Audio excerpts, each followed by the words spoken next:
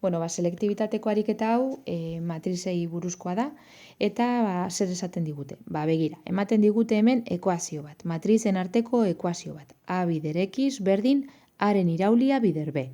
Eta hemen ez ezagun bakarra da X. Ze buruketak ematen dit A matrizea, eta orduan Aren iraulia ere kalkulatu dezaket, eta ematen didat ere bai B matrizea, bai? Beraz, ez ezagun bakarra da X. Bueno, ikusiko dugu ja zelan erantzuten dugun lehenengo galdera. Lehenengo galderak esaten du, ze dimentsio izan behar du X matrizeak? Bueno, X matrizearen dimentsioa kalkulatzeko, egingo duguna izango da, idatziko dugu berriro ere hemen behan ekuazioa, eta ordezkatuko ditugu ekuazioan ezagutzen ditugun elementu guztiak. Beno, fijatu zaitezi orain ekuazioaren eskumaldean dagoen honetan. Bai? Zer gertatzen da hemen? Bi matrizen arteko biderketa dugula. Bai? Bi matrize hauen arteko biderketa egin daiteke, lehenengo matrizearen dimentsioa 3 bider 3 eta bigarrenaren dimentsioa dalako 3 bider 1. Orduan ikusten dugun bezala, barruko bi zenbaki hauek berdinak dira, horrek esan nahi du bi matrize hauek biderkatu egin daitezkela, eta kanpoan ditugun zenbaki hauek ematen digute biderkaduraren dimentsioa. Hau da, biderketa egin ondoren lortuko dugun matrizearen dimentsioa. Orduan ikusten duzuen bezala, biderketa hau egin ondoren lortuko dugu 3 bider 1 dimentsioa duen matrizea. Bai? Orduan, baina hau ekuazio bat da, orduan zer esan nahi du horrek?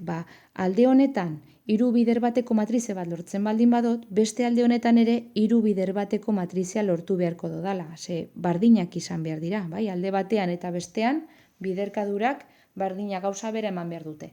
Orduan begira, alde honetan, ezkerraldean, daukagu A matrizea 3 bider 3ko dimentsioa duena, eta X matrizea, matriz ez ezaguna, ez duguna ezagutzen bere dimentsioa.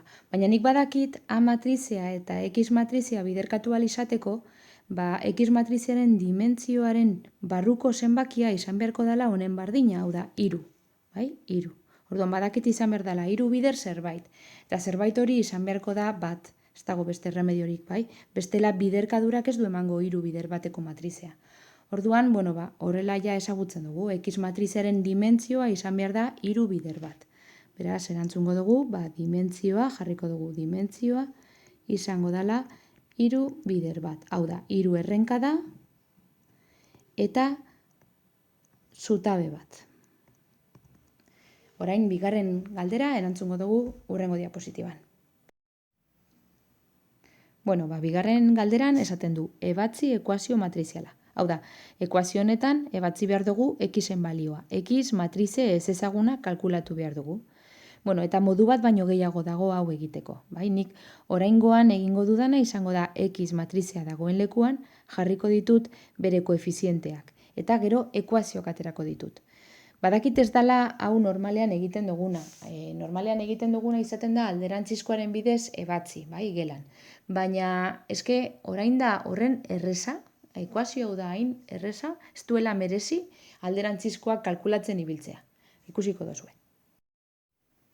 Lehenengo eta behin idazten dugu ekuazioa eta ekuazioan ordezkatzen ditugu ezagutzen ditugun elementuak. Hau da, A matrizea, Aren iraulia eta B matrizea, hemen duzue. Eta X matrizea dagoen lekuan, nik badakidanez X izan behar duela 3 bider bateko matrizea, 3 bider bateko matrize ez ezagun bat jartzen dut. Ikusten duzuen bezala bere koefizienteak ez ezagunak dira. Eta orain egin behar duguna da biderketa. Alde batetik biderkatuko ditugu bi matrize hauek, eta beste alde batetik biderkatuko ditugu honek biak. Eta hemen dugu biderketen emaitzak, ez? Bi matrize hauen arteko biderketak emango du 3, 6 eta -1 matrizea, eta bi matrize hauen arteko biderketak emango du hemen behan daukagun matrize hau, bai? Zer gertatzen da orain? Begira, bi matrize hauek berdinak izan behar badira, zer esan nahi du? Elementu hau eta elementu hau berdinak izan behar direla. Hau eta hau ere bardinak izan behar direla, eta hau ere bai.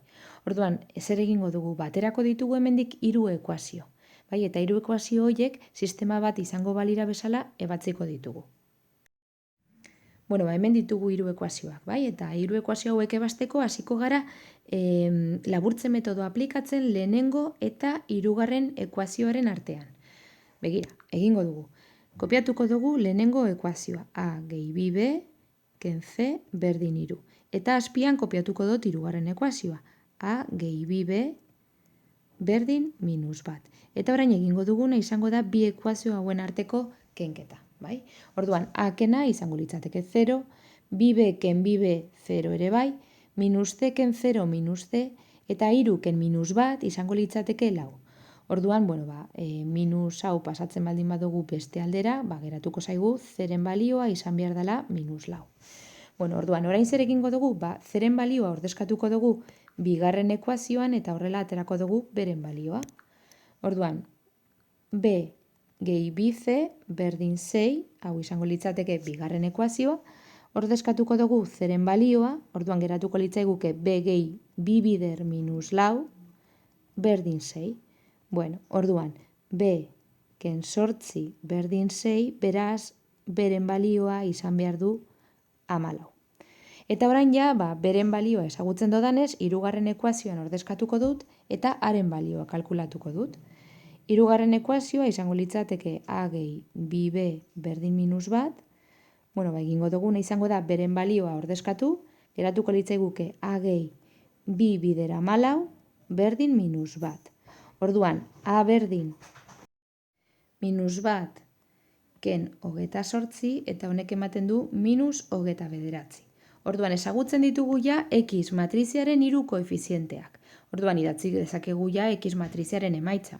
Momentu bat, urdinez jarriko dut, X matrizia izango litzateke A minus 29, B 14 eta C minus 4. Orduan, X matrizia hori izango litzateke. Eta bukatu dugu ariketa.